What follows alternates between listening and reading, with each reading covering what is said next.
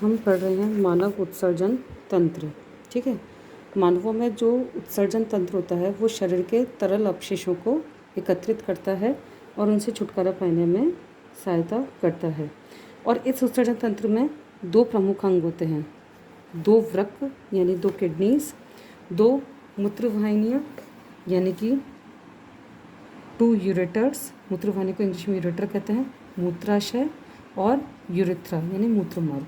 ठीक है, तो इस उत्सर्जन तंत्र में आपके पास में क्या होता है, हमारे शरीर में कमर के जस्ट ऊपर दो सेम के बीच के आकार की शेप होती है। तो आप जब ये बनाओगे तो कैसे बनाओगे, इस तरह से आपको एक अंग बनाना है। यहाँ पर एक सेम का बीज जैसा, यहाँ पे एक सेम का बीज जैसा, यहाँ पे आपको एक शेप बनानी है डंडे के जैसी, जो कि थोड़ा डार्क है, और एक ये मतलब इसको डार्क मत करिएगा, इसको बिना कलर के छोड़ दीजिएगा।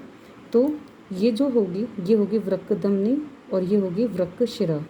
ठीक है, अब इसमें क्या होता है, यहाँ से एक मूत्रवाहिनी इधर आएगी और एक मूत्रवाहिनी इधर आएगी, जो इस मूत्राशय में मूत्र को लाने का कार्य करेगी।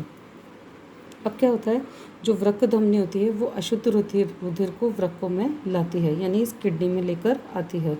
और ये जो किडनी है ये क्या करती है, इनका कार्य रुधिर से विषैले पदार्थ, यूरिया, अन्य अपशिष्ट लवणों और अतिरिक्त जल को निकालना होता है, और मूत्र नामक पीले से तरल द्रव के रूप में उन्हें उत्सर्जित करना होता है। तो ये जब किडनी का कार्य हो जाता है तो ये छान लेती है, मतलब जो उपयोगी पदार्थ हैं उन सबको छान लेती है, और जो यूरिया होता है, विषैले पदार्थ होते हैं, अपशिष्ट लवण होते हैं जिनको हमारे शरीर को ज़रूरत नहीं होती, उन सबको ये, और जो अतिरिक्त जल है उन सबको मिलाकर पीले रंग के द्रव के रूप में ये मूत्रवाहिनी से कहाँ पहुँचा देती है, मूत्राशय में, है ना।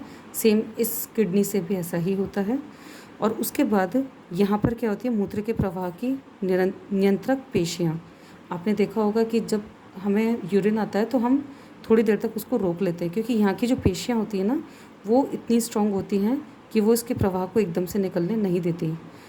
ठीक है, जब ये पेशियाँ कमज़ोर हो जाती है तो मूत्र नियंत्रित करना कई बार हमारे बस में नहीं होता, तो फिर उसके बाद ये मूत्र मार्ग से मूत्र बाहर निकल जाता है। ठीक है, धन्यवाद।